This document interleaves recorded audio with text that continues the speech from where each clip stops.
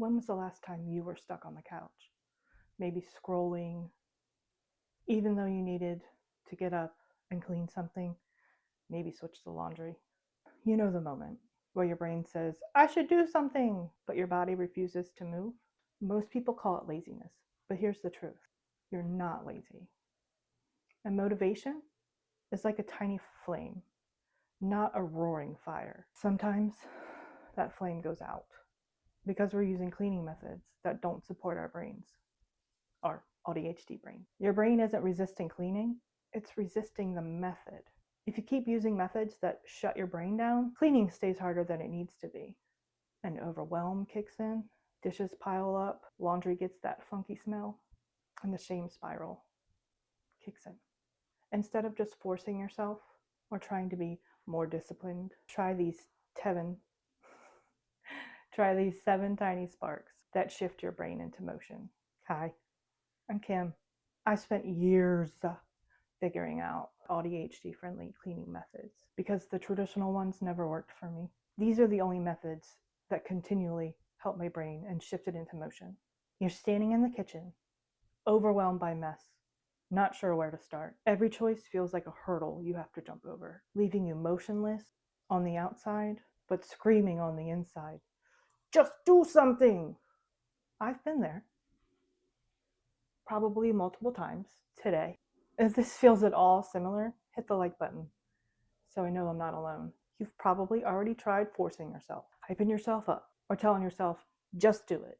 Maybe you've tried cleaning routines, waiting for the motivation to strike, or even giving yourself an ultimatum. If those worked, we wouldn't be here. We still wouldn't be stuck. These are the methods I avoid, like giving yourself an ultimatum, and the ones I use to nudge my brain into the on position. These sparks just don't help you clean. They help you feel capable again. And you don't have to do all 7. Just pick one and try it. Let's get to it. 1, don't try to clean a whole room. Instead, pick 5, just 5 items. You want to avoid looking at the entire room and saying to yourself, I have to clean this. If you're thinking you have to tackle it all, your brain's not going to tackle anything. It just shuts down.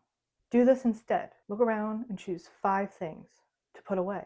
Trash goes in the trash bag. Things with a home go home. Things without a home go in a basket to deal with later. So why does it work? Because it's a tiny task that doesn't overwhelm your brain because it's dopamine. Oh yeah. Which is like a high five for your brain. Once your body is moving, your brain shifts into doing mode, and suddenly the task becomes easier. And bonus, you might end up doing more than 5. 2, don't tell yourself, clean the bathroom. Instead, when your brain feels scattered, one of the kindest things you could do for it is to make a list. You want to avoid writing big tasks like clean the bathroom, clean the kitchen, clean the garage. Your brain sees this as a monster task, and the next thing you know, you're watching animal videos again. Do this instead. Break it into bite-sized tasks, like wipe the mirror, wipe the sink. Break it down as far as you need. Just don't get stuck in the planning phase forever. I'm guilty of that. Why does this work? Clean the house? Not one task. It's dozens of tasks, pretending to be one. Your brain tries to hold all of this at one time and overloads, causing paralysis. A list gives you clear instructions to follow and frees your working memory. Try highlighting the most important tasks, sorting your list by rooms, and using a color-coded key to keep you organized, or using a bright color to mark off your progress as you go. 3, don't start with the whole room. Put yourself in the corner. Not because you're bad, because it's a place to start. Avoid trying to clean the entire room at one time.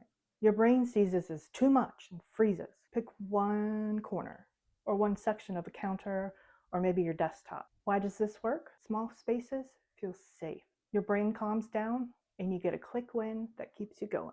4, don't clean in silence or with slow music. Instead, make a motivational playlist. Avoid quiet rooms and slow music that makes your brain sleepy.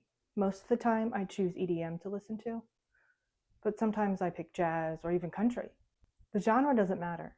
the energy does. The point is the feeling it gives you. If it makes you want to get up and dance, great.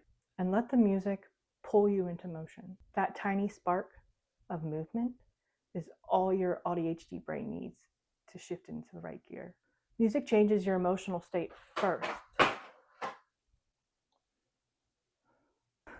Music changes your emotional state first. Motivation follows. It masks overwhelm and turns cleaning into a vibe. 5. Don't give yourself unlimited time. Use a timer. Avoid this, an open-ended cleaning session that has no finish line. It's wild that this works, but it does. Try setting a 5 to 7 minute timer. Those are the sweet spot numbers. If it's too long, it loses importance. If it's too short, you don't give yourself enough time to get anything done. A countdown wakes up your motivation. It creates urgency, structure, and a mini challenge. And your AuDHD brain loves a game. Why does it work? It supplies dopamine, direction, and a clear finish line. Next time you clean, try using my 5-minute countdown timer video. Links in the description. 6. Don't clean alone if you're overwhelmed. Instead, try body doubling or the buddy system. Avoid this, trying to push through solo even though your nervous system is already wrecked. Do this instead. Use a friend or a live stream or a body doubling video. You don't have to talk, you don't have to perform, just be with someone. Why it works. It helps your brain stay in the moment so you can get your list done. And having another person there helps your brain feel calmer, makes the job feel less lonely, and helps you stay focused so you can start more easily. 7. Don't finish a task and immediately start another. Instead, give yourself a treat. Avoid this, pushing nonstop without any break. Do this instead. After a task or part of a task, do something that feels good. Maybe it's a sweet drink, a few minutes of scrolling, or step outside for a few moments. Rewards create a positive feedback loop. You do a good thing, you feel good, your brain becomes more willing to do the next thing. Why does it work? Rewards help your brain connect hard work to good feeling, which makes it easier to start the next task.